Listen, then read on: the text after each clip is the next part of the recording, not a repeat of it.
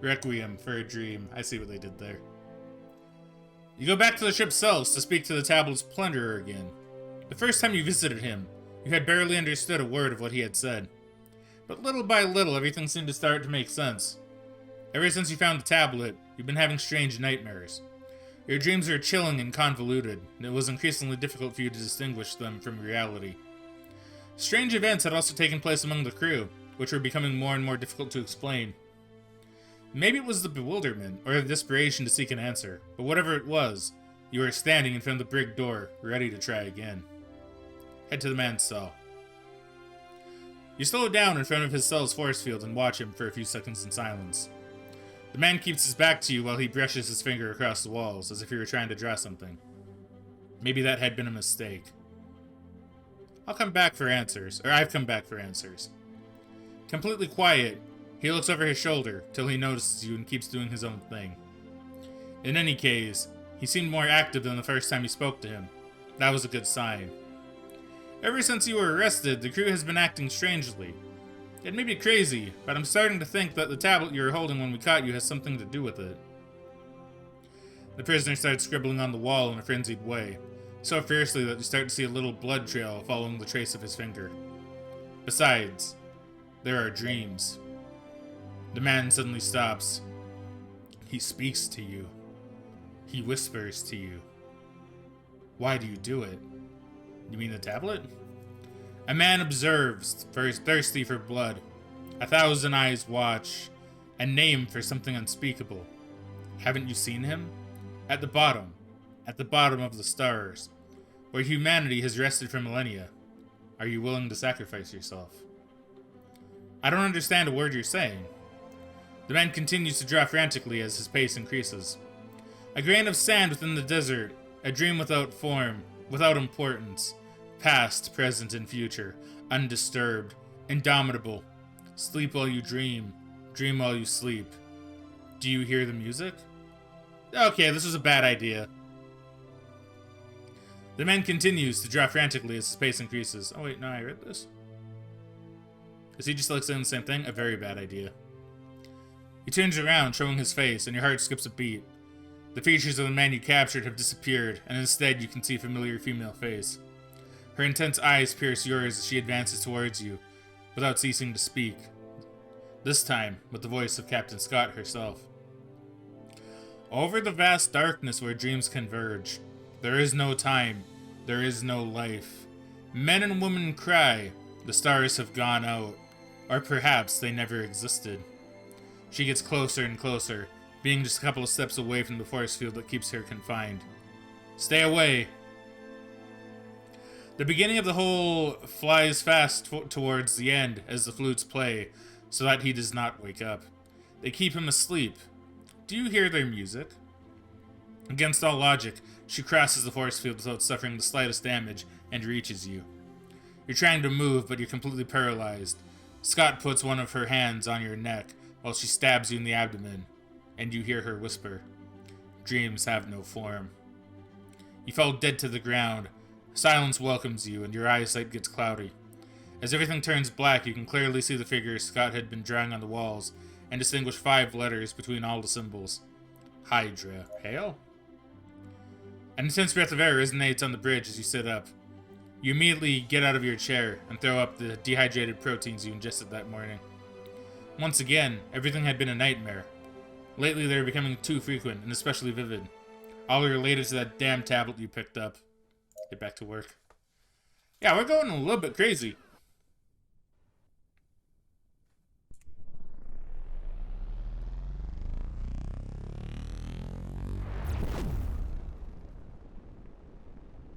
Yeah, we need to do something about this tablet, I think. And I think the freighter in distress one may have been bugged. I'm not entirely sure. So if I need to be able to abandon it, it doesn't really matter.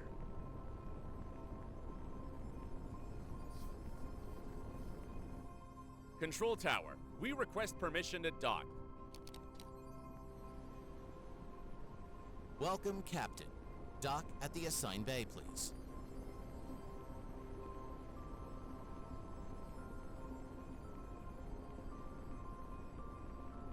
And all these ships just going about their daily lives. Don't hit me, please.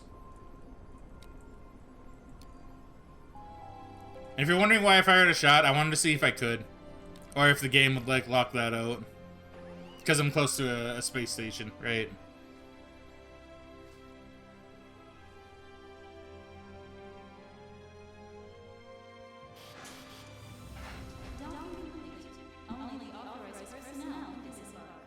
Delivery address that appears on the package of spare pieces. You make the delivery of spare pieces without any incidents. The customer thanks you and bids farewell. That was really easy compared to all the other ones. See you.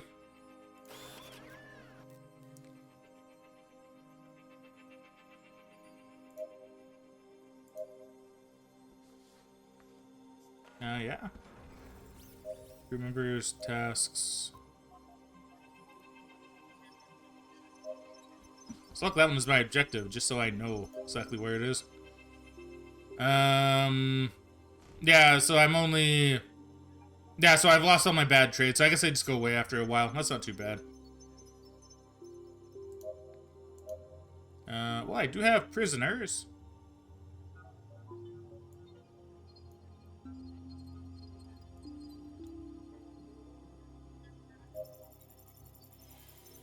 Prisoner agreed, leader of the contraband ring of Setar Risen.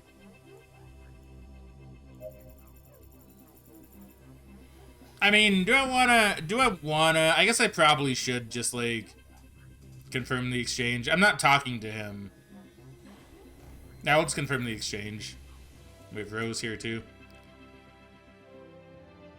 How come that guy looks? He looks like a bit spooky. Looking good. So what armaments are you selling? Has good range to it and good accuracy.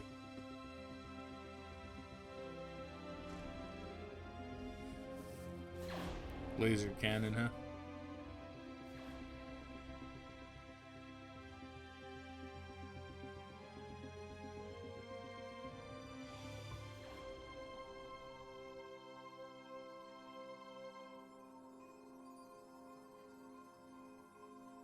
Yeah, none of these seem like especially good, so I guess we'll just leave as is. We have a lot of credits still.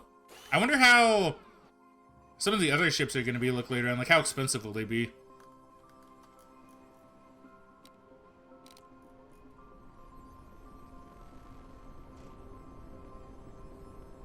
Still in Boogie. Yeah, so I'm guessing maybe that one did bug a little bit. I'll probably report that bug a bit later. So I guess we can just drop the freighter in distress.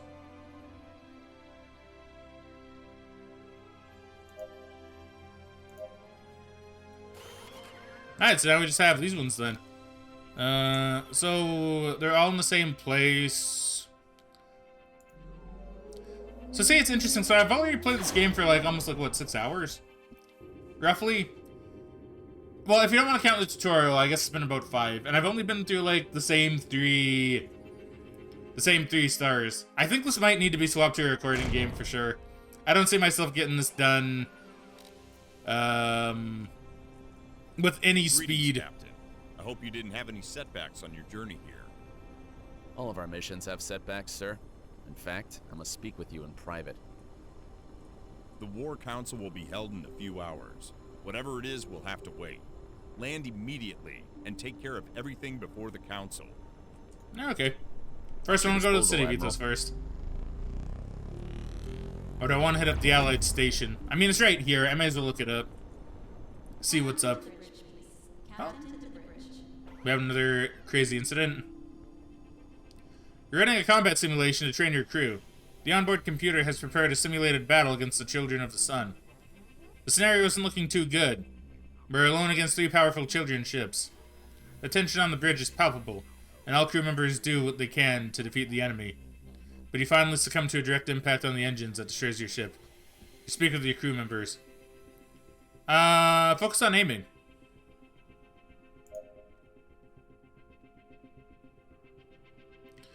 If this would have been our ship, it would have been destroyed, and our bodies would be floating in the void, or worse yet, captured by the children of the sun. You need to line up your shots perfectly before firing. We can't waste energy on inaccurate shots. We finished today's training, so now I'm a strategist. That's good. I do like how this game is.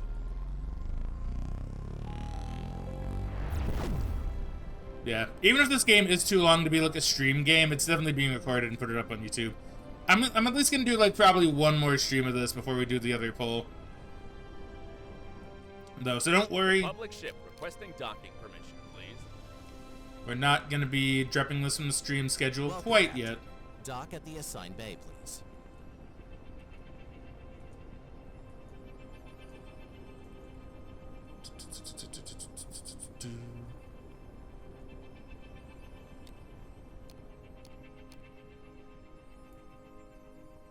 Nope, I'm out of it. Yeah, when you have all your when you have all your power going for your engines, holy shit, this thing moves pretty fast.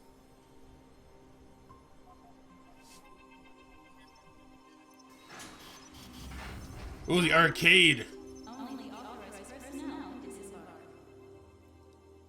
Yeah. You know what? I'm intrigued. I wanna do this a little bit more. Yes, we've seen this. Start combat. So we made it to level 10. But I want to see how high we can go. I know we haven't died yet. Attack of 11, though, huh?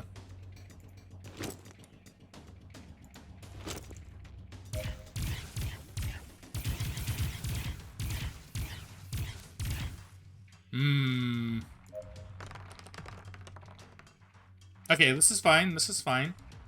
Getting our points up. What's this one do? Damages a random enemy and attack of 3. And we can heal as well.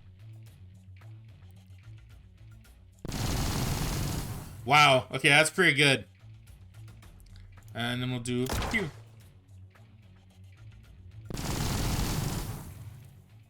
And then we'll resolve.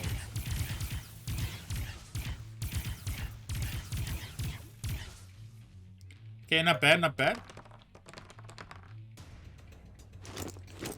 Okay, that's good. So we'll probably use our snipper to take you out.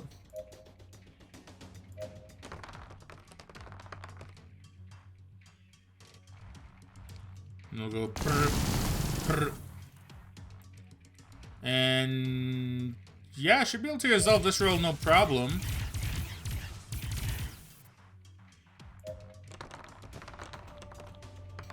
Yeah, check that out. Okay, we win. I like this. Yep. I do like the dice combat in this game. I don't know what it is about it, but I really enjoy it. Start combat. I really wonder how high this goes. We'll only do this for a little bit. Ooh, that was a 10. Ooh, okay, a little bit too spicy. Just a little bit too spicy, but that's my crew for you. An attack of 5, huh? Just to heal you.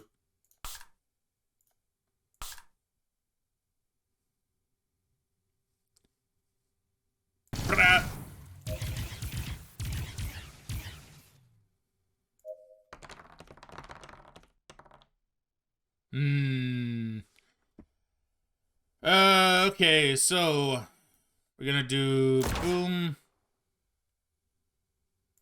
We'll do one of those. Yeah, this is actually starting to hurt a little bit now. Just a little bit. Now we're getting a little spooked. Well, I'm getting a little spooked. Okay, 5 versus 4. Crap. Hopefully we can take one of them out. Nope, didn't happen. Oh no, we lost Jing Li.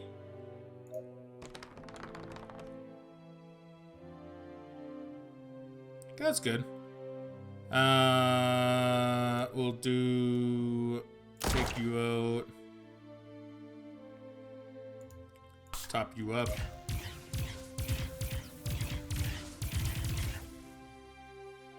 Okay, I think we got this now.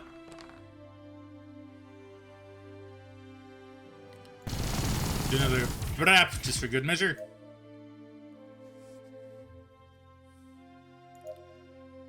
So combat. I feel like this is getting a bit harder though. Oh yeah, now we got the soul fragments again. Okay, how is that possible? I know that happened before, but still, how's that possible?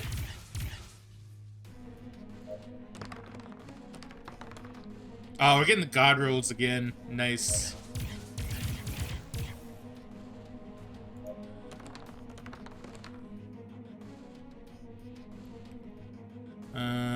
Brew, brew, brew, brew.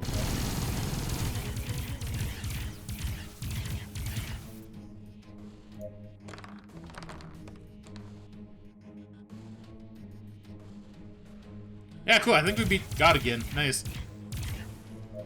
Victory! I'll do this one. I think this is back to the easy one, yeah.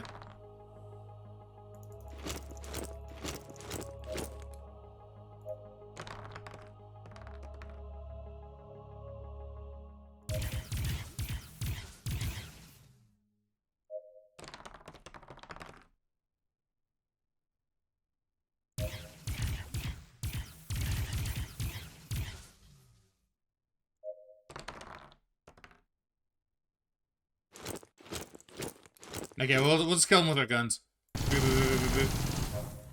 you go, victory. Nice, nice. Yeah, we'll do one more. We'll do one more combat.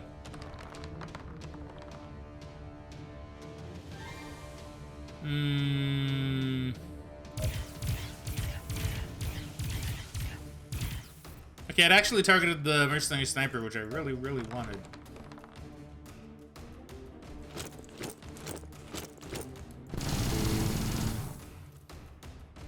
Boom. Everything else should be fine.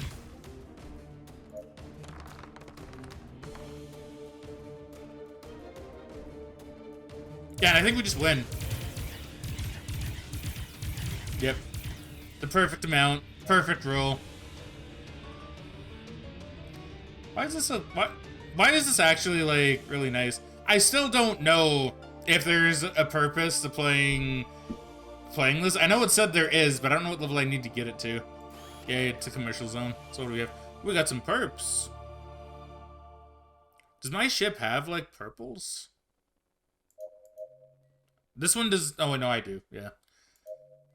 Okay, so do I care about these? Oh, these are for the ships in general? Or am I ordering mercenaries? I don't actually know what this is. Am I like... Does this mean I'll have other ships with me?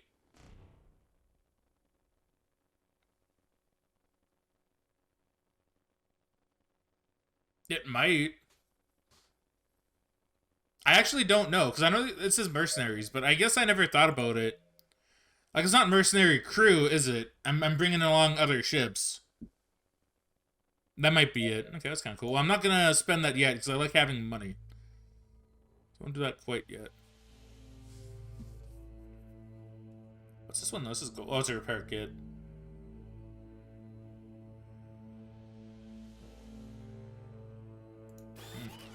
Okay. Exit ship. So what time is it? Okay. Let's go here, because I feel like this is important. Both for my crew's sanity, potentially. So that's the thing, I don't even know if, like... I know the Ethos place is mentioned in regards to the tablet. But I don't know if going here will really affect that later. It might. I mean, we're going there anyway. Plus, I might have shipyard. They do not. Ethos is an ancient city in the middle of the largest desert. Okay, well, I feel like they mixed the studio's language in here. Of the largest deserto, if. Oh no, they just typoed it. It's supposed to be desert of. The largest desert of Emirith 5. Even though the conditions were harsh, it was the capital city of the planet for more than 500 years. Along with the crew, you disembark in search of a means to transport, to get to the sample extraction zone. I will do this first. Sorry, Council of War, I need to get this done. The hatch opens and the crew and you get off the ship. You immediately notice the intense heat in the charged environment. The contrast of the ships flying over the city next to the old adobe buildings draw your attention. Yeah, that's adobe. Yeah, it's not like abode. Adobe? Is Adobe like a word that doesn't have any relation with Photoshop? I guess it probably does. Interesting. Well, it's a Photoshop city, that's all I know. Probably way too expensive as well. It was the first time you ever stepped foot in that place, and it was no wonder. The lack of resources and its insufferable climate had turned it into this forgotten city before your eyes. You walk along the main street that serves as a market. On both sides, the locals sell all sorts of trinkets and strange fruits that you've never seen before. The area you were heading to was several thousand kilometers from the city. Excuse me. The first step to getting there was to get you on a land ship that would allow you to advance through the planet without raising too much suspicion. Couldn't we go on our ship? It's not possible. We need a small, manageable ship. Even if we managed to advance through the dunes, a cruiser of the Republic would draw too much attention. MF5 may be under the control of the Republic, but a large part of its inhabitants call themselves independent and do not possess great admiration for you. Ethos remains in a fairly neutral position, but scavengers settled in the desert we are much more radical. Or in the desert, oh, okay, but the scavengers settled in the desert are much more radical. We better be careful. No one may dare say it out loud, but in Ethos, you are not welcome.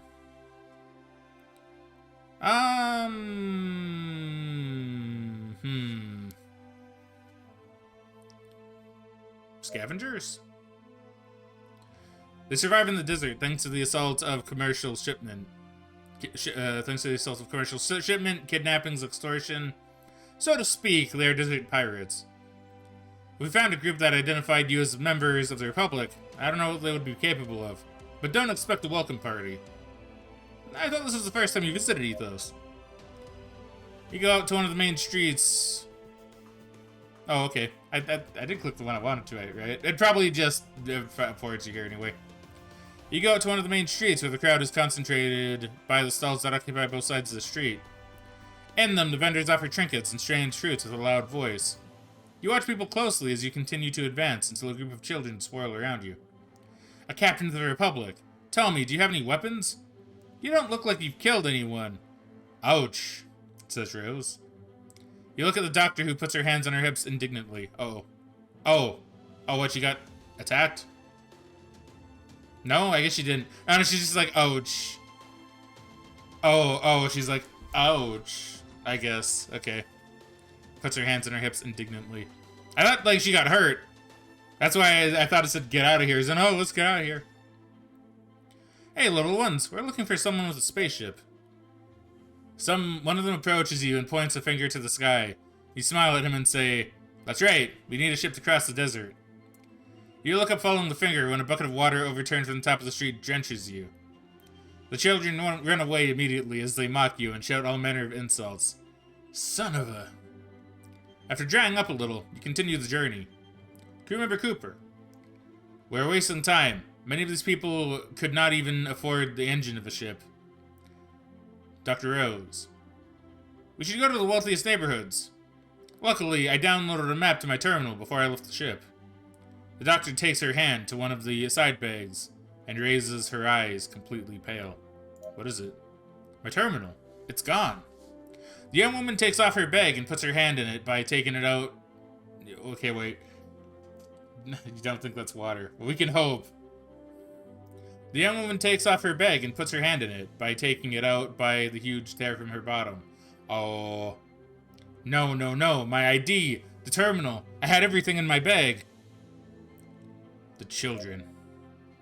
You turn around while you interrogate the locals. As Rose had mentioned, most of them look especially unfriendly until one of them gives you some information. It must have been Kif's boys. Kif Croker, he's here. This is not the first time that caused problems for the city, with all that he does for them. In any event, Argus is a busy person, but he will not mind receiving a captain of the Republic. Who is this Argus Kif? The man is surprised and speaks again. Kif is one of the 5 Dora, the representatives of the city of Ethos. They are in charge of the government and management of the city. Of all, Argus is by far the most loved for his familial and close character. He has watched over us defending the city from scavengers even before reaching his position. You can find him in the orphanage of the same name on the outskirts. With a little luck, you'll find him, and he'll give you back what you've been robbed of.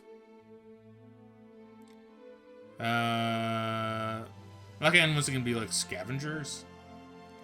Go to the orphanage, because we know about the scavengers. You follow the men's directions to the outskirts of the city, where you find the building with a huge sign in common language that reads Argus Kif Orphanage. It was the right place. You knock on the door, that opens a few minutes later, and out comes a disheveled man. Can I help you with something? Argus Kif? Mr. Argus Kif is busy right now. The man looks at your uniforms and corrects himself at once. Excuse me, Captain. Come in and I'll notify Mr. Kif immediately. He'll take care of you as soon as he's done some other business. Thank you. The man lets you in and makes you wait in the lobby. From the stairs, several children of different ages watch you timidly while whispering. After a few minutes, a jovial-looking man dressed in an elegant gown comes through one of the corridors, accompanied by 2 other people who leave the building without even saying hello. Captain Solzenha, it is an honor to meet you. Argus Kif at your service. Tell me, what brought you to our humble orphanage? Apparently your boy stole from us. Kif's smiles erase immediately and he becomes guilty. I'm really sorry, Captain. I don't know what I'm going to do with these kids. Lock them up, throw away the key. Many of them have been forced to survive on their own in the streets of Ethos. In the orphanage, we try to instill the best for their futures, but many of them go through a rather long adaptation process. I hope you've not gotten a bad image of the city. I assure you, I'll personally take care of finding out exactly what happened. If it's like you say, it won't take long to get your belongings back. You have my word, and in Ethos, my word is worth a lot. Captain. It's worth a lot, Captain. In the meantime, can I do something for you? So you're the director of the orphanage?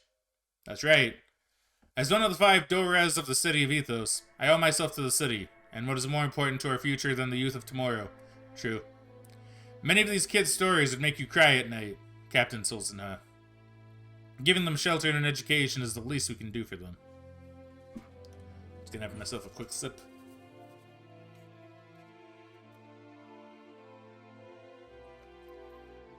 You nod. To tell the truth, when you heard the man talking about Argus, you'd imagine something different. After you met him in person, you started to understand why he was so admired in the city. We need a ground transport ship. Of course, you can use one of mine. They are no wonder, but they will serve your purpose. Anything for our friends in the Interstellar Republic. The man seems sincere, and you decide to ask him. I had understood that Ethos did not have any special devotion to the Republic. I cannot deny that I was very surprised by your hospitality. I do not blame you for your surprise, Captain. It is well known that Ethos has always ruled itself until the treaty we signed centuries ago. Before this, the city was nothing more than a cauldron of misery and death, thanks to the old families who ruled the area. After the expulsion of what we now know as scavengers, the Republic has helped greatly to build what Ethos is today. Many may have forgotten it, but Argus Kif doesn't forget it. If I can look after the well-being of the city today, it is largely thanks to you. Leave the orphanage. And go to the abandoned mine. You follow the direction of Dr. Rowe's rooms up to the foot of a mountain in the middle of nowhere. You and the crew get off the ship and immediately notice the piles of mineral and machinery remains that surround the road to the summit. Taking cover from the sun, you look towards the top and question with curiosity. So then, it's here? The samples from the latest exobacillus studies were collected from one of the old mines in the area. If my calculations are correct, we should be able to access it from one of the hillside entrances. Ooh. Alright, begin the ascent. The road is not particularly remarkable apart from some vans and other discarded tools along the journey. The vegetation is practically non-existent, and the reddish color of the sand covered all you could see. Rooms. What can we find in the mines? Mutant creatures? Killer mushrooms? What will it be this time? The doctor shrugs before speaking. The conditions for the expansion of the Exobacillus are incompatible with the life forms of this planet. We should not have many complications beyond the difficulty that the extraction of the samples will have. Sounds too easy to me. You're out at the entrance of the mine and prepare to enter. Enter it. The crew puts on the equipment and distributes the lanterns. While you organize the group, the specialists will cover the front and rear of the group, while the engineers will be a few steps behind the first group for terrain reconnaissance. You don't want any surprises this time. You go into the dark and you quietly advance while staying aware of the toxicity readings. Where exactly are we headed? First, we must reach the lower levels of the excavation. Surface temperatures prevent the development of the bacteria. Once we're deep enough, we'll have to follow the meter's directions. As soon as we get to the area, the scientific team will start with the extraction and conservation protocol. Fortunately, my mother has provided us with the materials needed to preserve the bacteria in their original state for a few hours before returning to the ship's laboratory. Although it will not keep them safe forever. Once we get the samples, we need to get out as fast as we can to get back to Ethos. This is too quiet.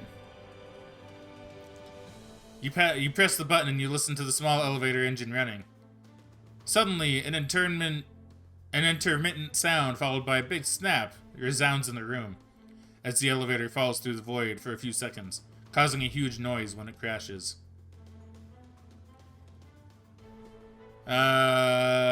You look at Rose in frustration. I knew it.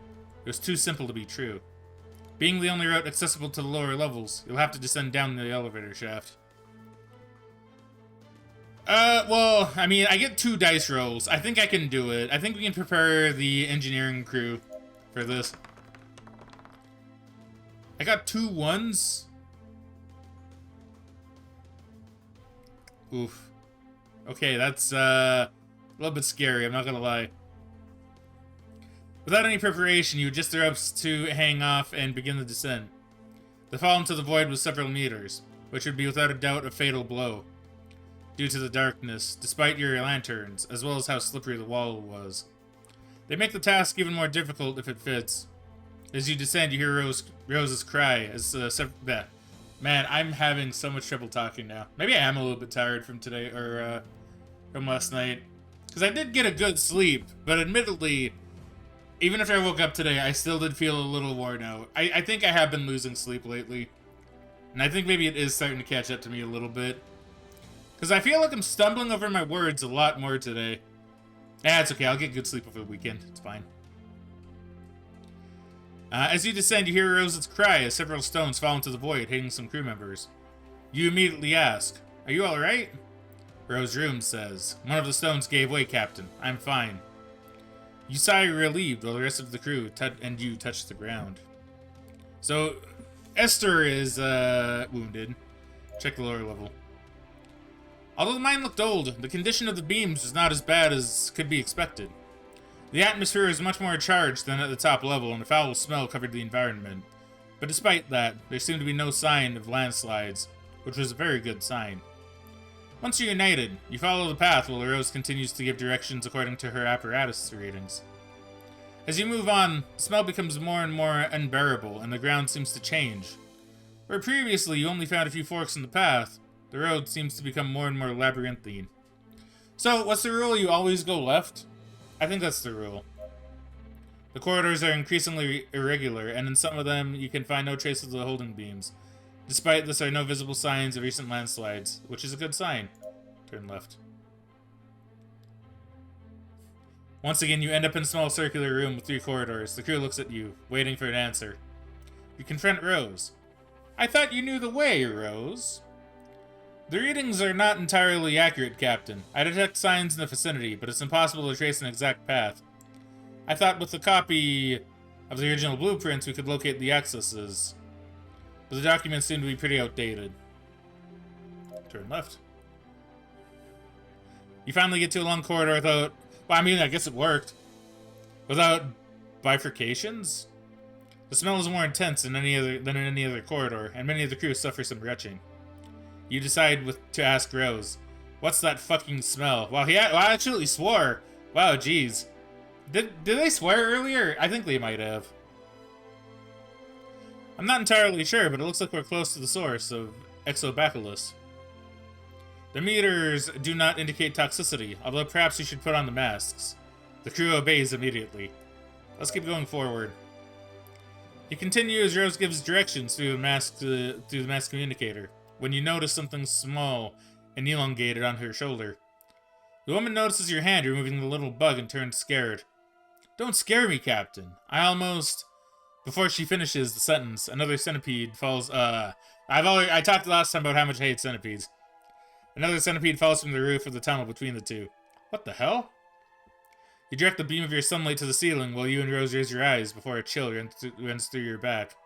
Ugh, I already feel like it's not gonna be something I'd like. A few meters above your head is completely covered by millions of small centipedes that run frantically on each other, forming a layer so dense it does not allow you to see the stone. I don't like that, man. I don't like that. I also hate how centipedes can actually raise their upper portion of their body. I hate it. Shit. As the light illuminates them, they increase the pace to get away from it as they scream in unison. Immediately, the tunnel begins to tremble, causing many of them to fall upon you. Without waiting, you yell at the crew, "Run!" Without looking, you run away, trying to evade the arthropod, I believe is how you say that, cascade, while the tremors increase in their strength. Before you see how from the wall emerges several heads of what appear to be adult centipedes. Their antennas, at least 5 feet tall, move quickly as their jaws, which could easily swallow half a human in a single bite, open and close again and again, heading towards you. So I gotta fight giant centipedes now. 2 arms! So I like it's also centipede waves.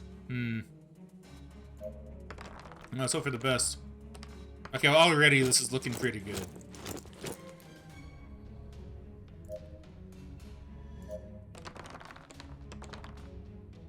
Okay, we're looking good so far. I think we might have this. I might heal up Romero just a little bit, just so I don't need to worry about it too much later.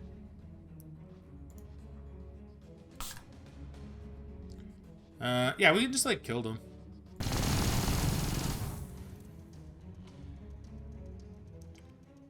Yeah, okay, we're fine. I probably wasted this, actually, now that I think about it. Doesn't matter, we'll get more. That was the last one. Although the size of the creatures far exceeded that of an adult human, your weapons are more than enough against them. You keep moving forward without stopping for a moment as you open fire on every bug that looms in your way. After a few turns in labyrinthine corridors, you finally leave them behind and end up in a circular room, completely different from the rest of the mine. Regardless, the crew tries to remove the centipede remains from the suits as quickly as they can, while some curse. Crew member Cooper says, "The expansion of the Exobacillus is incompatible with life, Captain. There should be no danger in the lower levels, Captain." Rose would blush if she were not too busy removing centipede remains from her boots. I don't know why she would blush. But okay. What were those creatures supposed to be? I have not read anything like this in my reports. I can only assume that there has been some adaptation between the Exobacillus and those creatures. My mother won't believe it when I tell her. Without further explanation, a couple of bugs kept in small bottles are kept in small bottles and stored in their bags. Where are we? You observe carefully the walls of stone, which contrast greatly with the color of the land of the corridors. The room was surrounded by large carved stones of strange shapes, while in its center a circular pond divides the room into 2 concentric areas connected by 4 bridges. In the middle, a large circular table arises, giving the impression that it was an altar. You sit by the pond and watch carefully the fluid that seemed to you water at first sight. Now that you're closer, you feel like it is a lot denser. On the surface, some bubbles from the bottom explode, releasing a fine mist that covers the room. What is this, Doctor? That, Captain, is what we were looking for. Without delay, the scientific team prepares all the devices to proceed with the extraction. In the meantime, you take the opportunity to continue to review the room. For some reason, that place had attracted your attention. Whatever it was seemed ancient, very ancient. The condition of the stones was quite deplorable, but still, the integrity of the hall had been preserved quite well. Rose, what is this place? The doctor responds while manipulating the fluid into small bottles. We're not sure. When the Mayan excavations arrived at this place, the researchers began to speculate, but no specific theory was reached. One of the researchers of the time, Dr. Henry O'Donnell, seemed to have discovered something about an ancient civilization that had populated Ethos millennia ago. But it did not take long to discover that it was nothing more than an old madman with a desire for fame. The scientific community withdrew his post, and nothing else was heard about. You mean the studies on dysmorphs? Rose is surprised you're familiar with Dr. O'Donnell's work. Wow, Captain, I didn't think you'd be interested in this kind of thing. You answer without giving much detail. It's a long story, Rose. Did we learn that from the tablet? I believe we did. A chill runs through your back when you connect that place to the tablet. Yeah, to the tablet. You take advantage of it as the scientific team continues with the extraction of the samples to further check out the strange gravel from the stone tiles. Crew member Gyrodon says, Captain, we're done collecting the samples. Dr. Oom says they can stay in good shape for a few hours. But we need to get back to the ship's lab as soon as possible. Leave the area. After having obtained the samples of Isobacillus, you return to Ethos to thank Argus Kiff personally for his collaboration and to retrieve the belongings that his boys had stolen from Dr. O's rooms when you first arrived in town. You arrive at the port of Ethos, exhausted from the journey. Before takeoff, you had to talk with Argus Kiff, one of the Dora of the city. But before that, you return on board your ship to secure the samples. After all you'd gone through to obtain them, you're not planning on letting them go to waste while you walked in the city. As soon as you arrive, Rose leads the scientific team firmly. It was clear that the lab was her domain, even if she hadn't done badly out there. The doctor was doing much better between test devices and tubes than in the open field. In a few hours, the preparations are ready, and you're on your way to the orphanage that Kiff was running. Do you think he's recovered Rose's belongings? I hope so. Although the most important documents are encrypted, we don't know who could end up with them. Surely the kids hope to sell it, if they have not done so already. Kiff has been the most pleasant person we've encountered in the city. Even if it's just to win the Republic's trust, we can't complain. I just hope those kids get a good reprimand. I remember when my mother found out I'd been stealing samples from the lab for personal experiments, when I was just a kid. She was so angry that she used me as a test subject for months to check human adaptability in a family cluster of errands? I still have dinner with them on Foundation Day. Alright. You grimace. The truth is you weren't sure how much of it was a joke. From how little you knew of Margaret Rooms, it seemed completely plausible. You reach the huge gate that takes a few minutes to open. One of Argus's men gives you access to the lobby of the building where you await him. Like the first time you'd been there, several kids watched from the stairs until Kiff appears. Captain, I was expecting you. I was afraid you would have been victims of the scavenger tribes that inhabit the desert. Good to see you're safe and sound. Luckily, we haven't had any trouble. Argus Kiff nods with a smile. Splendid. They've been much calmer lately. It seems the new defense policies have been enough to keep them away from the city. You respond quickly. We have only come to thank you personally for allowing us to use one of your ships. We would not have been able to fulfill our goal if it had not been for you. The man nods again. We were also wondering if you were able to recover the stolen items. Of course. I promised I would get them back, and I did. They are locked up in one of the rooms and can be retrieved after dinner. The man seems to catch your surprise and explains. I was hoping you would spend the night with us. In Ethos, we don't see many foreigners in the city, let alone a captain of the Interstellar Republic. I have hundreds of things to discuss with you. If possible, I would love to discuss it over dinner. Yeah, I'll do that. The truth is, we could use some downtime. Magnificent. I will have Tom prepare your rooms. I still have some things to do.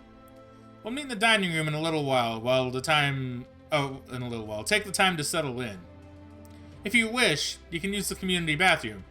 There's nothing like Ethos baths to unload all the stress. Argus leaves the room, and it doesn't take long for Tom to show up and take you to your rooms. You walk through the halls of the orphanage, and you see some other kids still getting ready to go to bed, while the workers turn off the hall lights.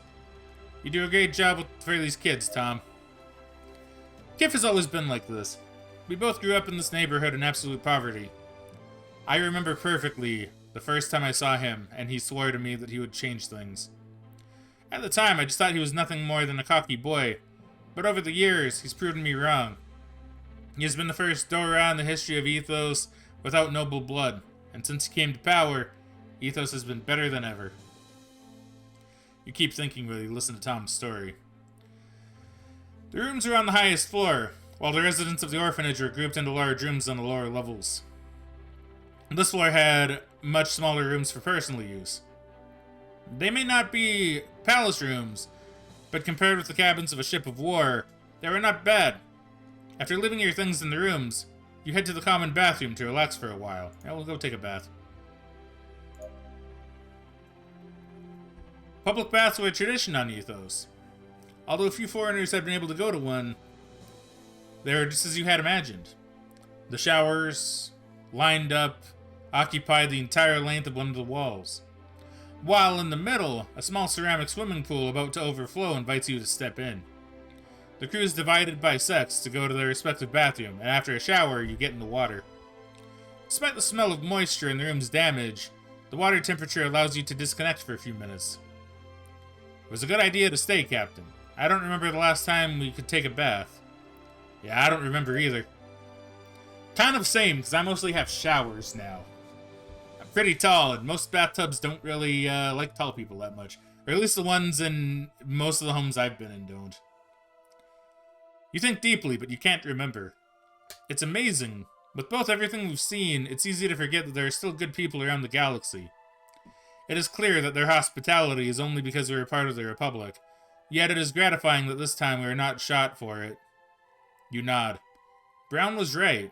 You knew that the deal Argus Kif had offered you was not at all unselfish, but you would gladly let it go.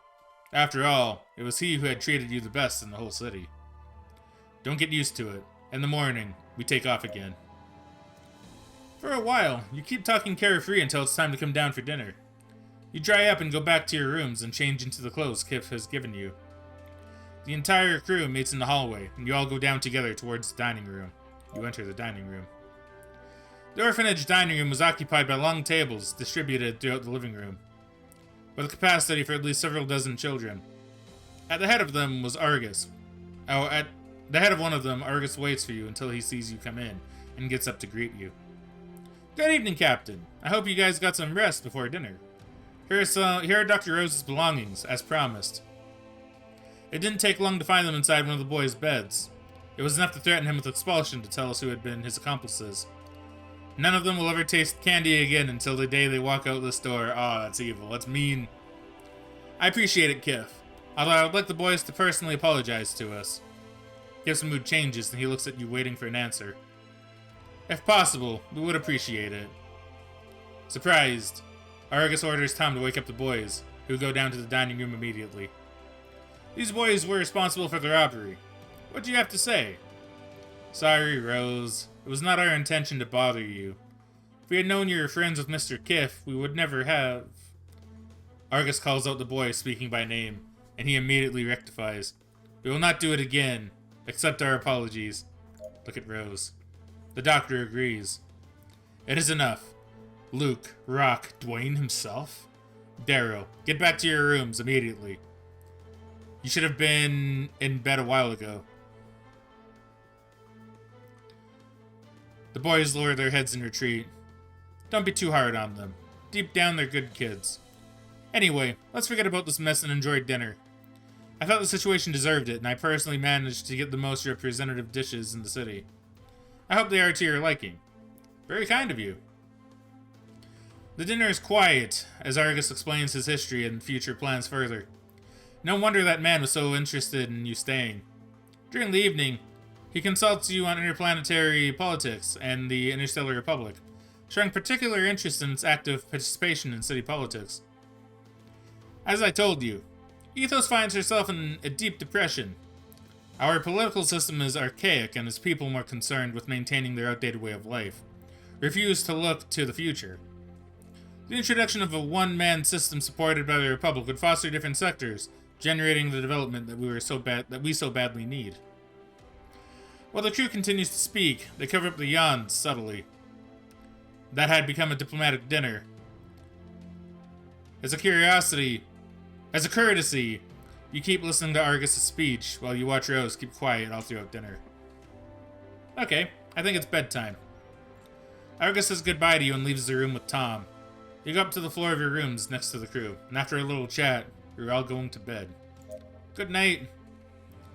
Okay, so I'm sure we'll come back to Argus eventually.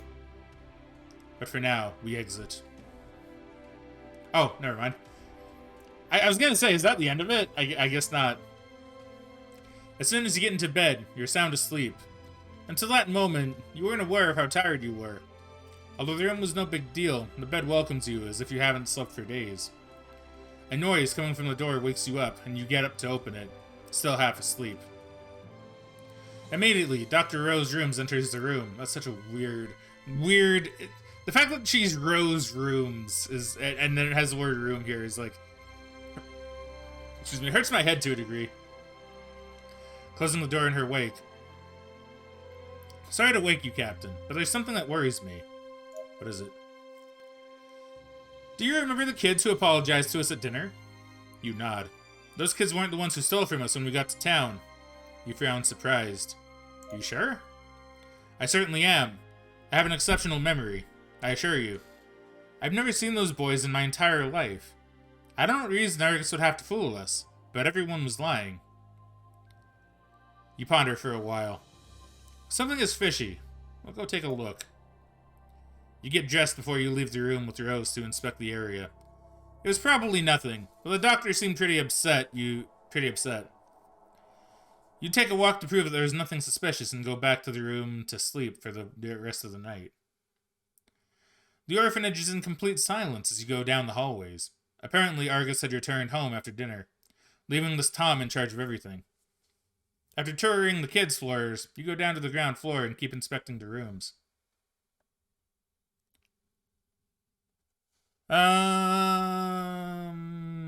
Let's go back to the room, Rose. There's nothing to see here. Can I help you with something? A voice in front of you startles you.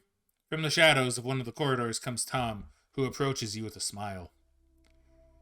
It's quite impolite to snoop around on your host's property, Captain. What are you doing? You try to find an excuse as fast as you can.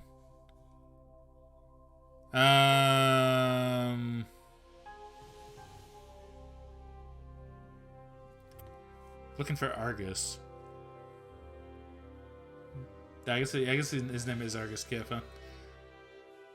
I mean, this is plausible. We were looking for Argus. You answer without thinking too much. We were looking for Mr. Kiff. We had a problem in one of the rooms. Tom puts his hand behind his back with a mocking smile. Kiff is out and won't be back until morning, but don't worry. You can communicate any of your concerns to me. Tom approaches you, preventing you from going forward when Rose throws herself at him. You instinctively take your hand to the holster of your weapon when you see Tom fall to the floor, completely KO'd. On his chest, there's a syringe sticking out near the thorax. Without another word, the doctor starts searching him. Rose! You prepare to tell her off when, from the jacket of the man, she pulls her ray gun. Do you find this suspicious enough, Captain? Your heart skips a beat. The doctor was right. You quickly order her to wake up the rest of the crew, who are ready in a few minutes. Once you are all gathered together, you explain the situation. I thought Argus was being a bit too friendly. This place is not what it looks like. We will review it from top to bottom until we know what is happening here. The Argus men might be armed, so we will proceed with caution. At your service, the crew says. Forward. You walk around the place that looks clear until you reach the only closed door on the floor. Interestingly, you don't see any kind of opening method. So you ask the engineering team directly, what is this door supposed to be? After a quick inspection, Romero addresses you. It looks like some kind of security door. It must react with fingerprints or genetic code of authorized people. Tom. Indeed, as soon as you put Tom's hand on it, it opens wide and lets you see some stairs going deep below. The crew looks at each other alarmed. You give the order to go down and go into long corridors that drastically change the scenery.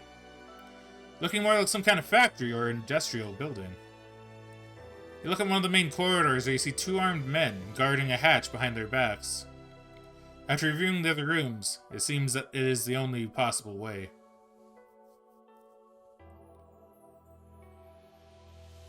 Covering my back.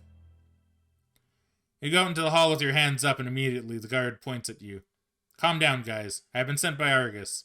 I'm aware of the situation. The two men look at each other, without aiming away from you. Without paying much attention, you keep moving forward. Stay there or we open fire. Tom has left us in charge of the access door. Without a direct order from him or Kif, no one comes through this door. You speak confidently. Go ahead, open fire. When Kif knows that you've killed his new partner, it won't take you much longer to accompany me to the other side. With your hands still up, you reach up to almost an inch away from the guns of the two men who keep talking. Alright, we just need to roll a 6. 6 or more. No, bullshit, bullshit, it was on 6. Without allowing them time to react, you throw yourself between the two guns and grab one of them. While you turn on yourself, nudging the man who now serves as cover in front of his partner, who, frightened, opens fire without thinking twice before avoiding your shots. Immediately, the man runs through the hatch as he raises the alarm. Shit. You move quickly to the next area, through the gate, and a wave of shots from the lower level forces you to take cover again. Beneath you, a huge surface with several workstations and varied machinery, and it gives shelter to Kif's men who keep shooting. Finish them! Alright, let's roll the dice and see what happens. So we got 5. I mean, if I use this... I mean, I don't think... No, we should be fine. I'll pop one of these to Romero just in case. A very good thing I did. In fact, a very, very good thing I did.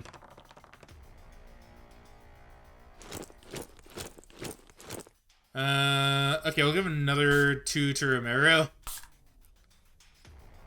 And then we'll shoot this. Okay, that's good, that's good.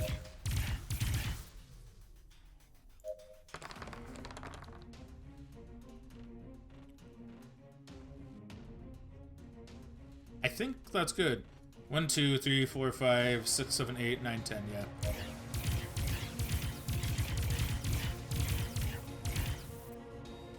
Excellent. Man, this has suddenly changed very drastically. Gotta admit, wasn't quite expecting this. After finishing the last of the men, you check more closely the machinery and the different pieces on the table. It all made sense now. A clandestine weapons factory under the subsoil of one of his charities was all Kif needed to get enough money to drive his campaign. It seems this explains how Mr. Argus Kif has funded his rise to power. Let's keep moving. You reach your room where several guards are protecting a door. Before they notice your presence, you open fire and finish them off. You open the gates using their identification cards. Behind the doors, you find a corridor full of cages filled with terrified young men staring at you. Through the silence, you hear some sobbing in the background. Captain. I know, Rose. Crew, open the cell doors. The crew follows your orders and starts releasing the children. In one of the last cages, a 10-year-old girl cries over the body of a slightly older boy.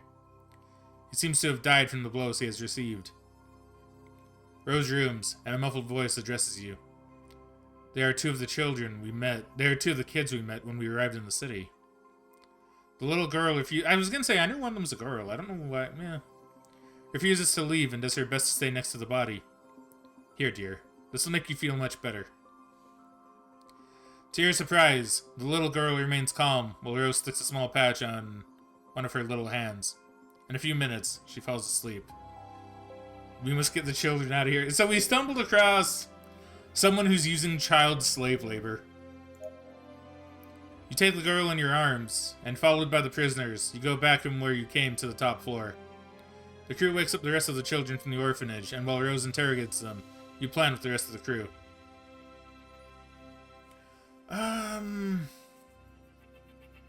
So we either protect the children, or we go get Argus.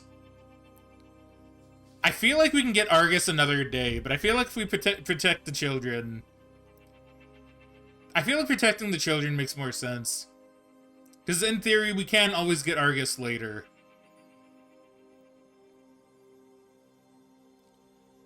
We'll protect the children. You avoid taking any risks for the kids and alert the Ethos authorities that are deployed throughout the city. In a few hours, one of the patrols arrives at the orphanage where you meet the officers. Head of the security corps at Ethos. Captain, we have searched for Argus throughout the city, but no trace of him has been found. His house is completely empty. No sign of him or his men. Looks like they were alerted that we were headed for the area. It looked like Kif had managed to get out of town before you met with him. With the fortune he had amassed during those years, it would not have been difficult for him to leave the planet to seek fortune in some other area nearby. All you could do now was notify an order for search and capture to the Interstellar Republic. Without further ado, you inform the agents. This order will pass the control of the Interstellar Republic. We will personally see to it that something like this never happens again. Take care of the orphanage. For a few days, you and the crew take care of the orphanage until the Republic personnel arrive to take over. Once you leave everything ready, you collect your things to leave again. Before leaving, the kids come out to say goodbye. Thank you very much, Captain. You have saved our lives. The rest of my friends and I believe this is the best way to thank you. The girl in the cell approaches you, timidly, offering you a small wrap package, which you open up. Somewhat excited by her words. When you rip the paper, you see a sheet with text you read aloud. Orphanage Captain Solzenha. I'm the orphanage captain now. Nice. The crew smiles at your reaction and you turn around before the emotion becomes even more visible. Take care of yourselves, kids. You know what? This is actually a really well-written story. This is cool. I like this game. I like when we just stumble across this whole sequence, and we actually got a really heartwarming ending to it. That's actually really nice. So I'm Orphanage Captain Solzenha now. Take off time. Man, that was really good. That was really, really good.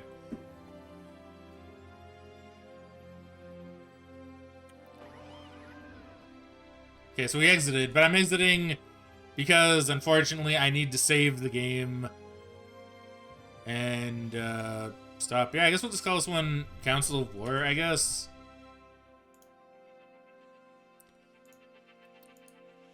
Yeah, whatever. Whatever, it's fine. Man, this was good, man. This game's so good. This game's so good. Like, that was like, what, over half an hour-ish of just, like, pure story? And I wasn't bored throughout any of it. I enjoyed all of that. That was really nice. That was really, really nice. Alright, well, I guess we'll exit to main menu and save. Man, that was good. That was really, really good. No, this game's really fun. Like, it's very different from what I was expecting. But it's been really nice. And like I said, that story alone made me go, wow. You know? It's really, really, really good. Okay, though, friends. Unfortunately, that's gonna need to be it for me. Man, this game's good. Yeah, I'm thinking the plan is gonna be we'll do probably one more stream of this, and then I probably will make it into a YouTube series, which gives any of you that are interested in seeing more of the game a reason to check out the YouTubes, right? Which, if I may plug, would be right here. Alright. Oh, that was good. Alright. So thank you very much, everybody. I hope you all enjoyed the stream. But for now, I guess it's time to cue the outro. Alright. Frag out. I'll catch you guys later, and thank you very much for watching. And I'll see you guys on Wednesday. Yeah. Alright, I'll see you guys on Wednesday. Alright. Frag out. Catch you guys later.